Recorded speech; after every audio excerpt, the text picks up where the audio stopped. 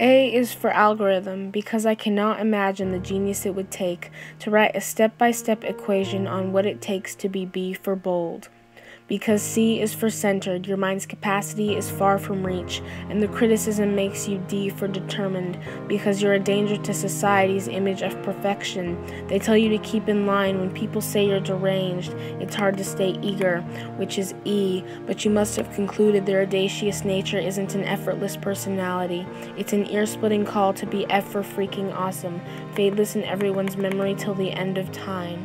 And even then the universe will echo the sound of your fiery, ferocious, fearless feet. G is for gallant, and it's not a genetic string. There's no gland to trigger the gigantic intergalactic effect that you will have once you learn to be H for happy and headstrong, because you have to remain hopeful in times of distress, helpful to those in need, remain intelligent despite society's cry for the human race to become idle. That's I, and sit by while humanity collapses. You have to be ironic and ingenious and imaginative, with an immense impenetrable want to be heard above the noise incredible. J is for justice, because if you want to stand out, you have to be willing to go down some jerky roads and deal with some jealous people who call your dream a joke. You have to be able to laugh with them, but inside your mind remember the jubilant truth that everything has a way of evening out in the end. So you treat those people with kindness, which, in case you hadn't noticed, is for K.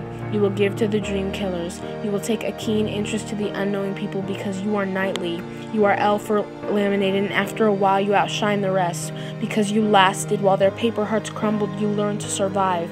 You are immaculate, which is M, but never let them tell you you are a mistake. You keep fighting, and your majestic make-believe dream has begun to unfold, and mankind has found their hero, for you are N, noble-minded, notorious, noteworthy, and not. Thank goodness for all the things that you are not, because you are not a quitter, not invisible, not a waste of the precious oxygen floating around this town. You will make famous because you are not normal, and that's a good thing, because normal's O for overrated.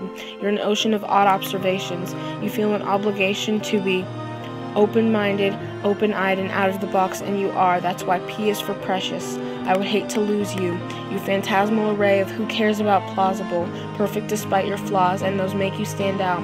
You're like a quizzical for Q quadratic equation, while R is for ridiculously radiant.